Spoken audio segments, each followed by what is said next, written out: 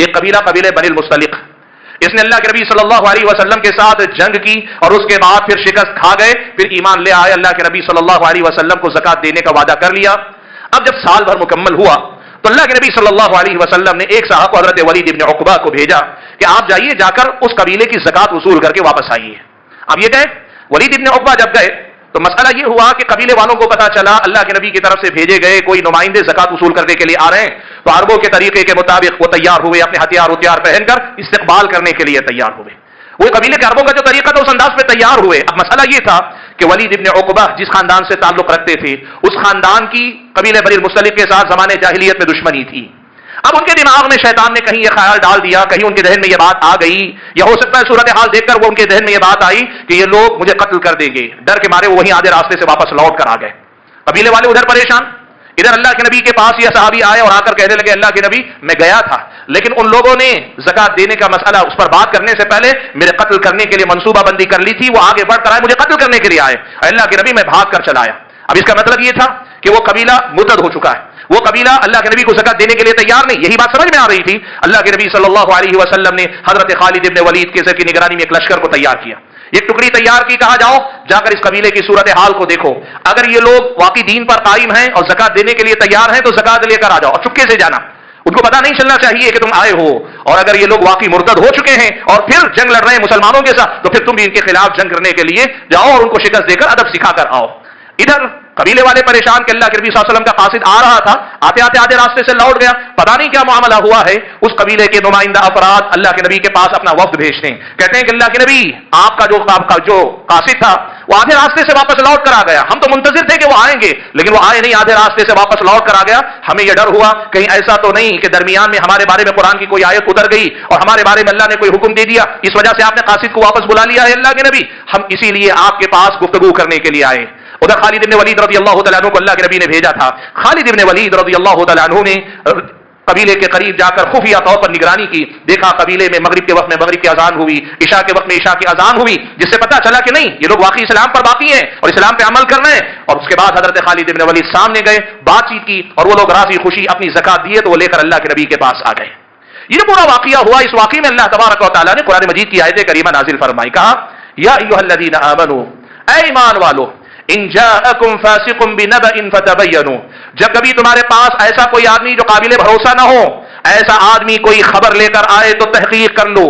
خبر کی تحقیق کرو، کیوں؟ بغیر تحقیق کے ان تصیبوا قوما بجہالہ، لا علمی میں محض کسی کی خبر کی بنیاد پر کسی پہ تم حملہ کر بیٹھو، کسی پر کوئی حکم لگا بیٹھو، ان تصیبوا قوما بجہالہ، لا علمی میں ہو سکتا ہے تمہاری طرف سے زیادتی ہو جائے، اور اللہ تعالیٰ نے کہا فتصبحوا علی ما فعلتم نادمین، بات جب معاملہ کھلے تو تمہیں شرمندہ ہونا نہ پڑے۔ کیا مطلب؟ اگر اللہ کے نبی صلی اللہ علیہ وسلم نے ان صحابی کی جن کو جو غلط فہمی ہو گئی تھی اس خبر کو اللہ کے نبی نے بھروسہ کر کے ڈائریکٹ حملہ کرنے کا حکم دے دیا ہوتا، خالد ابن ولید کو تحقیق کرنے کا حکم نہ دیا ہوتا، خامخواہ بیچارے بے گناہ مارے جاتے، خامخواہ ایک ایمان والا قبیلہ زد پہ آ جاتا۔ یہ ادب ہم اور آپ کو سکھایا گیا، یہ قرآن کی آیت اور یہ واقعہ۔ اس سے ہم اور آپ کو ایک بات بتائی گئی کہ جب اس قسم کے حالات ہوتے ہیں بالخصوص سیاسی معاملات میں، اور صرف سیاسی معاملات نہیں ہماری انفرادی زندگی میں بھی، جب کبھی اختلاف جھگڑے کے دوران کوئی بات آئے تو یہ مت دیکھو کہ سامنے والا دشمن ہے یا سامنے والا بول سکتا ہے فوراً یقین کر کے آگے بڑھ جاؤ، نہیں، تحقیق کرو معاملات کی، مسئلے کی تحقیق کرو، یہ اسلامی شریعت نے ہم اور آپ کو حکم دیا۔ ایک یہ آیت، دوسری آیت قرآن مجید کی جو آپ کے سامنے میں سنانا چاہوں گا وہ قرآن مجید کی آیت ہے، اللہ تعالیٰ نے فرمایا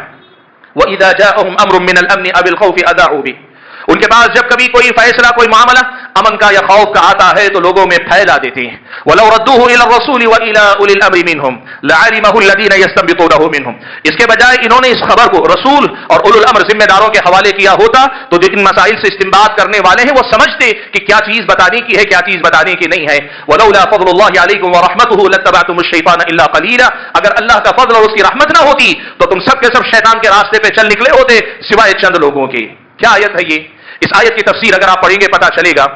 اس دور میں منافقین کا ایک کردار تھا۔ منافق جسمانی طور پہ مسلمانوں کے ساتھ رہتے تھے لیکن دل ان کے کفار کے ساتھ تھے۔ جنگ جب کبھی ہوتی تھی وہ ہمیشہ اس کوشش میں رہتے تھے کہ مسلمانوں کا کسی نہ کسی طرح سے نقصان ہو یا مسلمانوں کے اندر بے چینی پھیلے، پریشانی پھیلے، تو ان کا طریقہ یہ ہوتا اللہ کے نبی جب کبھی کسی قافلے کے کسی قبیلے کے خلاف لشکر کشی کے لیے بھیجتے تو ظاہر سی بات ہے جنگ سے کبھی اچھی خبریں آتی کبھی بری خبریں آتی اور نئی خبر کا پچھلی خبر سے تعلق ہوتا ہے۔ یہ ساری صورتحال کسے معلوم رہتی ہے؟ جو کمانڈر ہوتے ہیں۔ جو فوج کے ذمہ دار ہوتے ہیں اللہ کے رسول کے زمانے میں اللہ کے نبی خود ہیں اور اللہ کے نبی کے خاص جو آپ کے مشیر صحابہ ہیں وہ اصل میں اس کے ذمہ دار. تو طریقہ یہ ہوتا ہے کہ جب کبھی ایسی کوئی خبر آئے نا تو آپ کا کام یہ ہے کہ آپ ان ذمہ داروں کے پاس خبر پہنچائیں جن کے پاس سارے معاملات کی خبر ہے اور ہر خبر کو صحیح جگہ پہ رکھنے کا ان کے پاس سلیقہ ہوتا ہے. اب ہوتا کیا تھا, منافقین کو ان سب چیزوں سے کوئی لینا دینا نہیں تھا. کوئی بھی خبر آتی اللہ کے نبی تک وہ خبر پہنچنے سے پہلے یہ مسلمانوں کے اندر ان خبروں کو عام کر دیتے. اور خبروں کو عام بھی کس طرح کرتے, کسی صحابی کی شہادت کی خبر آتی اتنا بڑا چڑھا کر پیش کرتے جیسے مسلمانوں کو شکست ہو گئی ہے, یا پھر یہ کہ دشمنوں کی کسی کامیابی کی خبر ملتی ایسے خبر لاتے جیسے مسلمان اب ختم ہو گئے. یعنی ایسی خبریں جو جنگ کی ہیں, جنگ کی خبروں میں نفع اور نقصان کی باتیں چلتی ہے, لیکن ان خبروں میں سے اپنے مطلب کو نکال کر عام مسلمانوں کی تکلیف کا باعث بننا یہ منافقین کا شیوا تھا اس دن اس زمانے میں. اللہ نے فرمایا اس کے بجائے تمہارا طریقہ ہونا یہ چاہیے تھا کہ اپنے طور پہ اس میں کچھ مت بولا کرو, اپنی طرف سے اس میں کوئی خامخواہ دخل اندازی مت کرو. اس کے بجائے جو ذمہ دار اللہ کے رسول ہیں اور اللہ کے رسول کے بعد آپ کے صحابہ, وہ جو وہاں کے ذمہ دار ان کے پاس بھیجو. ہر خبر کا سیاق سے بات کیا ہے, کس خبر کا کس معاملے سے کیا تعلق, وہ سمجھتے معاملات کو, اور وہ پھر مسلمانوں کو جو بات صحیح بتانی ہو بتائیں گے. یہ ہونا چاہیے. لیکن منافقین ایسا نہیں کرتے. کہا اللہ تعالیٰ نے یہ اللہ کا فضل ہے کہ اللہ تعالیٰ نے تم لوگوں کو بچا لیا, ورنہ ان منافقین کی چل نکلتی یا ان کا بس چلتا تو تم سارے کے سارے شیطان کے راستے پر ہی چلنے والے ہو جاتے. حضرات گرامی قدر, اس آیت کے اندر اللہ تبارک و تعالیٰ نے اللہ کے نبی کے زمانے میں جنگوں کے دوران جو خبریں آتی تھی ان خبروں کے ساتھ ڈیل کرنے کے دو رویے اللہ تعالیٰ نے بتایا. ایک رویہ یہ کہ ایک عام مسلمان کہے کہ بھائی میرے معلومات میری پہنچ اتنی نہیں ہے کہ میں واقعی معنوں میں کوئی فیصلہ کر سکوں, لیکن اللہ کے نبی صلی اللہ علیہ وسلم اور صحابہ جو اللہ کے نبی کے وزیر کے درجے میں ہیں وہ اس سلسلے میں صحیح بات جو ہے وہ بتائیں گے, مجھے ان معاملات میں دخل دینے کی ضرورت نہیں. یہ اہل ایمان کا طریقہ, یہ قرآن کا سکھایا ہوا طریقہ. اور دوسرا طریقہ منافقین کا یہ ہے جو خبر آتی ہے اس خبر کو اپنی مرضی اور اپنی سوچ یا اپنے مشن کے مطابق ڈھال کر لوگوں کے اندر پھیلانے میں لگ جاتی. یہ منافقین کا رویہ ہے. یہ قرآن مجید کی آیت ہے جو مجھ کو اور آپ کو بتاتی.